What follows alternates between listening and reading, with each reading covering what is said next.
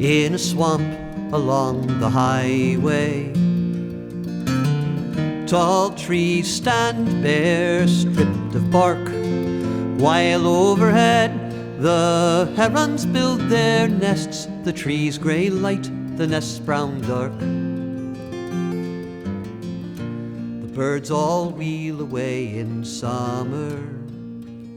Each nest stands open to the weather, till in the spring, when heron flocks return to raise their family. And I'd like to welcome Mike Aganoff to Mostly Folk. This guy, I've known this guy so long, and I met him many years ago when I first started on radio at WIOX in 2010, 11, around those days. And in any event, Mike is sort of a troubadour type of a folk singer, and he has an interesting background. Whatever that means. Yeah, well, whatever. I consider you a troubadour. And he has a great background. So, Mike, tell us a little bit about yourself and your transition into doing what you do right now. If I was asked about what I am as a musician, I'm a singer-songfinder. Not a singer-songwriter, but a singer-songfinder. I've written a couple of songs, I've written a number of recitations, but what I really try to do is to find the hidden gems, these brilliant songs that have not gotten the exposure that they richly deserve, and get them out to people. I find before we started this interview, we're talking about Michael Cooney. For those of you who remember him, for those of you who don't, he was a traditionally oriented performer from the 60s all the way into the early 80s. I don't even know if he's still alive, but he sort of dropped out of the scene in the early 80s. But when asked if he was a folk singer, he said, "No, I'm an entertainer who does a number of folk songs." And I find myself following in his footsteps, not purposefully, but that's where I find myself. I'm an entertainer, first and foremost, who sings some folk songs and some non-folk songs and some original songs and tells stories and stuff like that. But that's not what you started off doing when you were a young man. For a living? Yeah, tell us about that background. Well, I'm retired now. I just turned 80. And what I did for a living was I was a mechanical engineer. I designed machinery. I was Mr. Rube Goldberg. And the main reason I never did music for a living was I loved the day job. And it was Monday, time to go in and solve puzzles, yay! So I never worked a day in my life, and they paid me to do it. Much more, financially rewarding, and I was doing music semi-professionally on the side all the time. And that led to where you are right now. Yes. That's amazing. Financially secure, and now retired and free to gig where I want and when I want, if they'll book me. By the way, let's mention your website, and people could go there and find out more about you and where you're going to be performing. I know you're mostly in the Jersey. Well, mostly in the Northeast, say, but okay. I have toured all over the country, in Canada and England, over the course of my career. And, I'll do. So you mentioned, of course, that you're a song finder. And one of the songs that I really enjoy is The Princess and the Frog. Tell me how you found that song. Where did you find it? Do you remember? I don't remember. I've known that song for decades. It's written by Michael Peter Smith.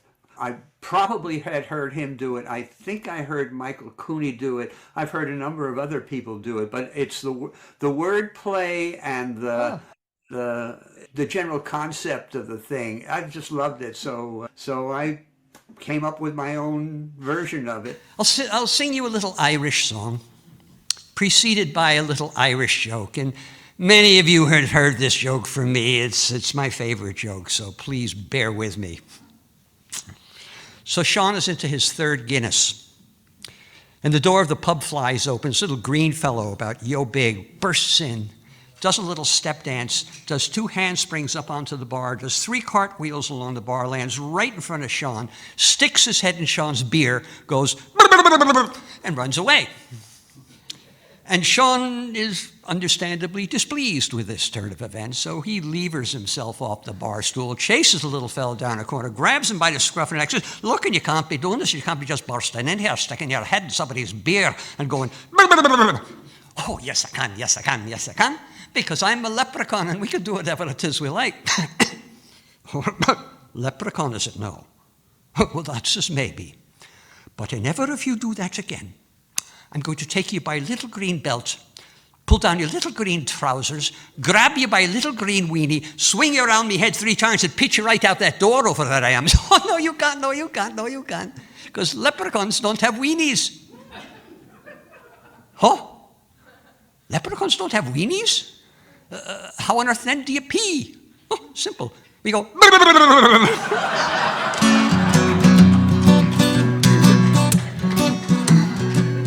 All right, here's a song with a chorus I dare you to sing.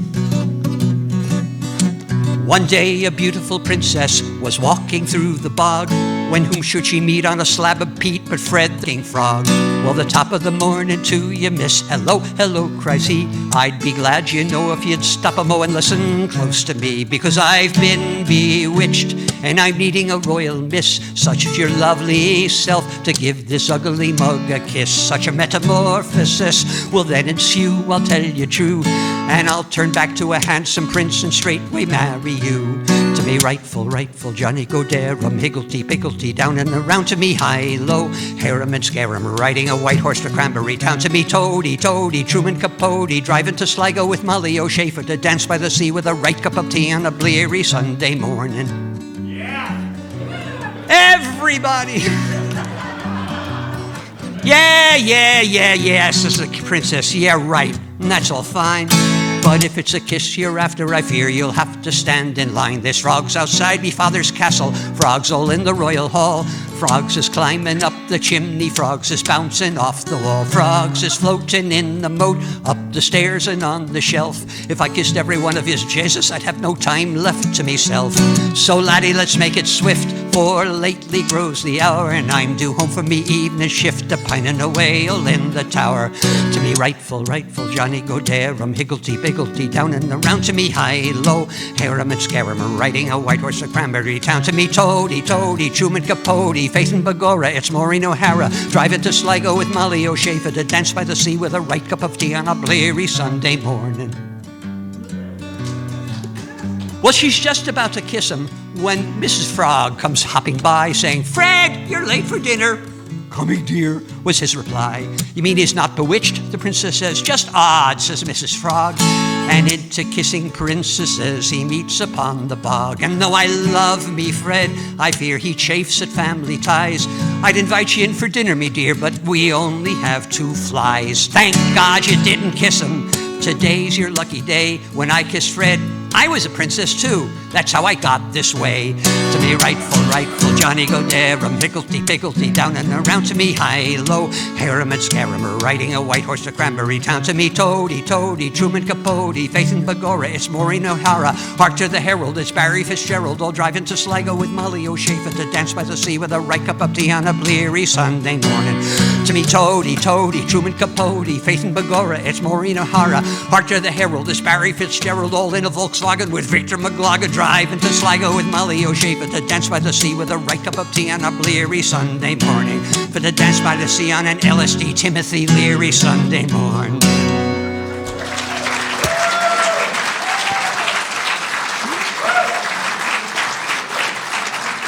Yeah, for you to do what you're doing, it takes a lot of energy. So, And you know what? It's really odd.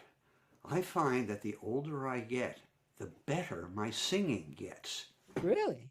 Usually, no, but I've got a bigger range. I'm more accurate in pitch. It was only maybe 10 years ago that I was comfortable singing harmonies. I found out I could yodel, which I realize I have been granted a power that I know I must use only for good and never for evil, and always in moderation. One of the things also that I was impressed with when I first met you was your ability with the concertina. And tell me about that. Where did you pick that up? Well, English concert, yeah. Hold on.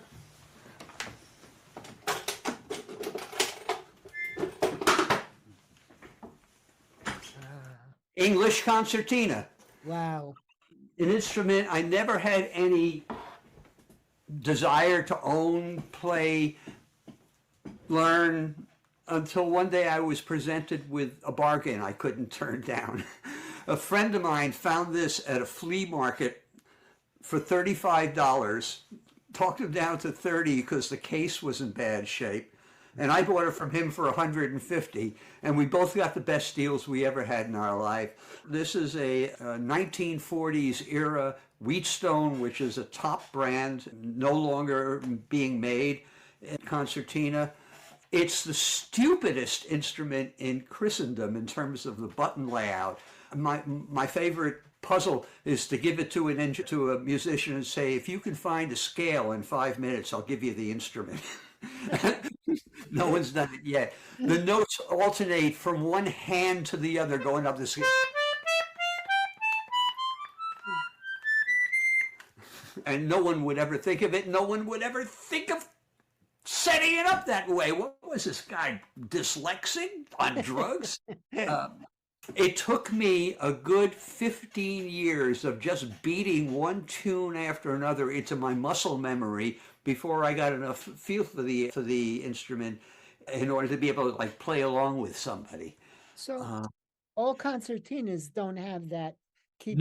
No, this is an English concertina. Oh, Now, the goodness. other major kind of concertina is the Anglo concertina. Another stupid things about concertinas, and that's like a harmonica with different notes in and out. Okay.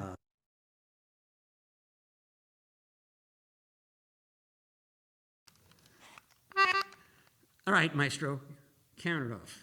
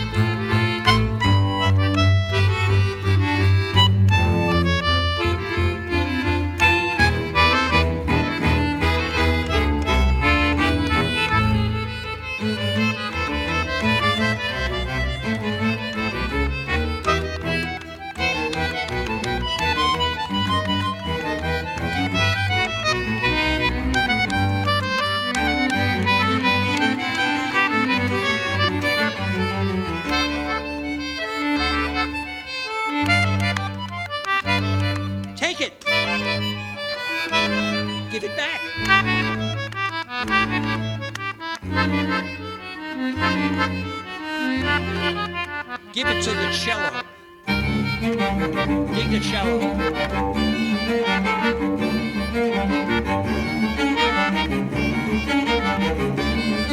Rock on, Liz.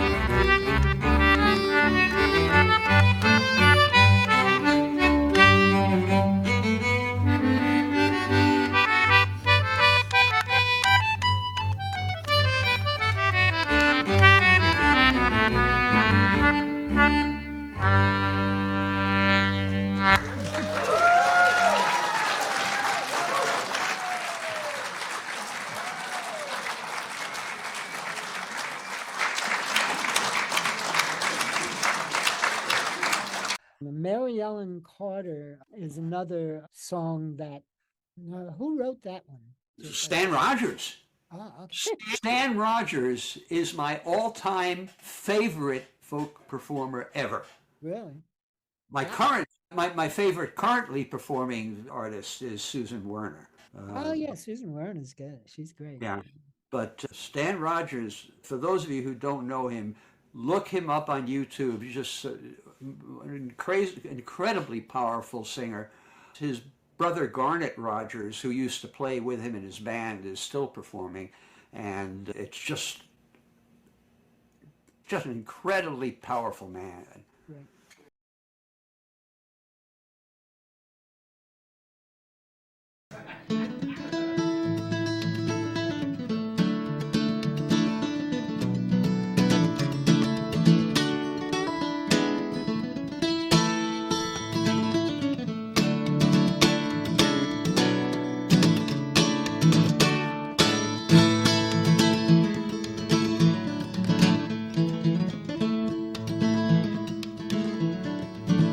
She went down last October in pouring, driving rain.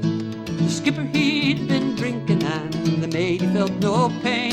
Too close to 3 Mile Rock and she was dealt her mortal blow. And the Mary Ellen Carter settled low. There were just us 5 aboard her when she finally was awash. We'd worked like hell to save her, all heedless of the cost. And the groan she gave as she went down, it caused us to proclaim that the Mary Ellen Carter'd rise again.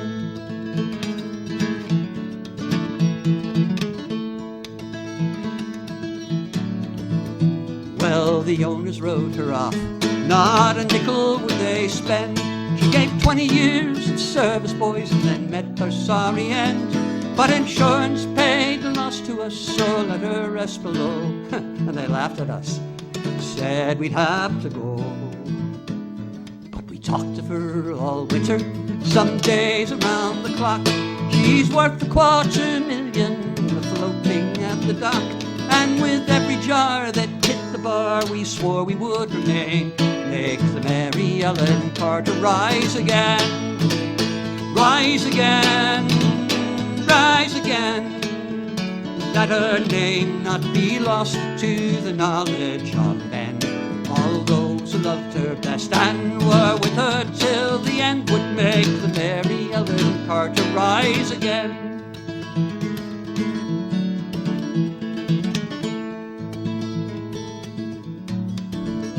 Well, all spring now we've been with her on a barge lent by a friend. 3 dives a day in a hard-hat suit and twice I've had the bends. Thank God it's only 60 feet and the currents here are slow, or I'd never have the strength to go below. But we patched her rents, stopped her vents, dogged hatch and porthole down. Put cables to her fore and aft and girded her around. And tomorrow noon we hit the air and then take up the strain. Watch the Mary Ellen Carter rise again, rise again, rise again. Let her name not be lost to the knowledge of men. All those who loved her best and were with her till the end would make the Mary Ellen Carter rise again.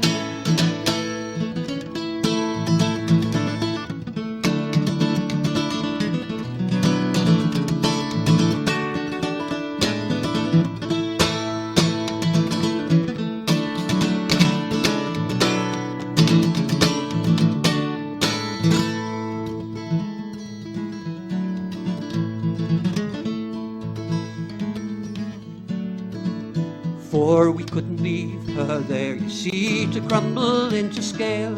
She'd saved our lives so many times, a living through the gale. Laughing drunken rats that left her to her sorry grave. Oh, they won't be laughing in another day. And you, to whom adversity has dealt the final blow, with smiling bastards lying to you everywhere you go. Oh, turn to and put out all your strength of arm and heart and brain, like the Mary Ellen Carter rise again, rise again, rise again. Though your heart it be broken, your life about to end. No matter what you lost, be it a home, a love, a friend, like the Mary Ellen Carter rise again, rise again, rise again. Though your heart it be broken, her life about to end. No matter what you lost, be it a home, a love, a friend, like the Mary Ellen Carter rise again.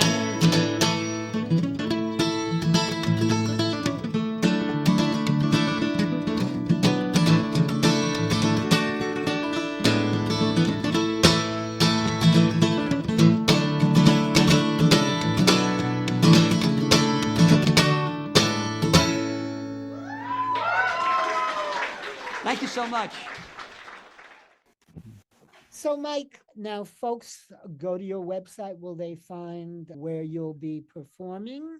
Right. And is there a place that they could put their names on your email list?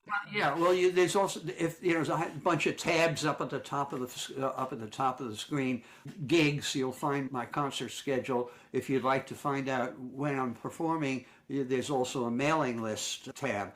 And it's unlike a lot of other performers, I ask for not only their email address, but their postal address as well, because I send a dedicated mailing out to every gig, to everyone within a reasonable distance of the gig. I've got an app that will allow me to pick those nearby zip codes out of my mailing list, so that I don't spam you with all my gigs in New Jersey or New Mexico or New Guinea or wherever. Well, you know what? It's such fun talking with you, and I hope folks get to some of your concerts. You'll have your albums there when you perform. Do you sell your albums? Of course, these days there aren't too many people buying CDs, which is, but, I mean, who knows? they've forgotten the art of the CD, that a well-produced CD is more than just a collection of songs. It's a listen unto itself, like the White Album, where one thing will lead to the next or contrast with the next, and essentially that it's something to play on a long car trip, except they don't have CD players in cars anymore. So anyway, Mike Agranoff, thanks a million for joining me today, and Sure. I wish you the greatest success with your continued career and all of that kind of stuff. Many thanks. Have a great afternoon, and we'll be talking again. So long, Artie. Bye-bye now. Those whose days were like your own are scattered now across the years, share no country, plans or times, though once you stood on common ground. Is someone left to know the way, protect us, bring us home again? Sit at table one